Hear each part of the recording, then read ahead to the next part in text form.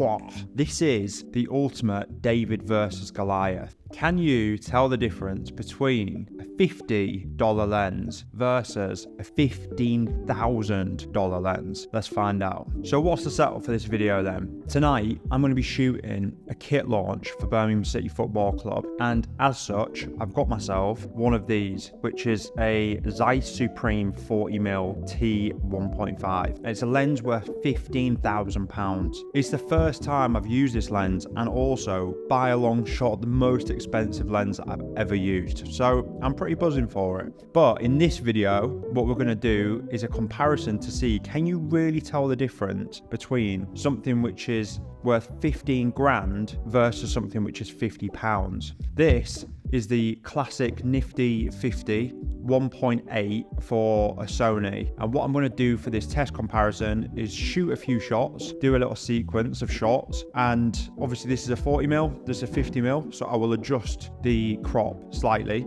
and just take a look and see, really, when we're looking at creating content, how much does gear matter? Will you be able to tell the difference between a lens that's this expensive and a lens that's this cheap? So just setting the rules, the parameters, everything's going to be shot on a Sony FX6. This is an f1.5. and this is an f1.8. We're going to have f2 on both of them. If we bring them both down to f2, then that should be pretty even. And we'll see. We'll see if you can tell the difference. Let's jump into it.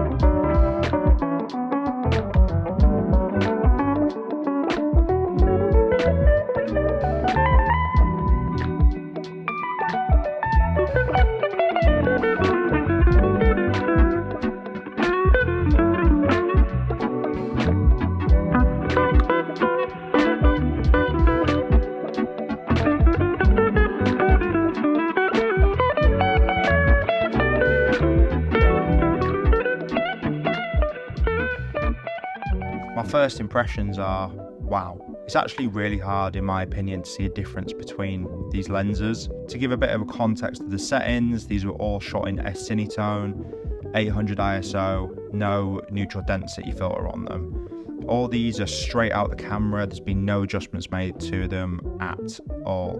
I think looking at human subjects and skin, these are pretty damn close. There isn't a massive amount between the two lenses. I think you do start to see a bit of a difference in the sharpness when you punch in a little bit. The more expensive lens just seems a bit softer on the face. It seems a little bit easier on the eye. I think that could be down to the bokeh as well. When I'm looking at them side by side, the bokeh on the more expensive lens looks a bit more organic than it does on the slightly cheaper one. But honestly, these are really, really, really close. It's crazy how close they are. And I'm having to stop and zoom right the way in to see a big difference, which I think is a great message for filmmakers, that if you've got a camera which has got a good level of spec on it and you can't afford a hyper crazy expensive lens, you can get some incredibly amazing results from a lens that's only $50, 50 quid. But that is it for this one. If you enjoyed it, hit the like button, headbutt the subscribe button, and punch a little comment in the comment section. Why the fuck not? And I'll see you in the next video. Ciao.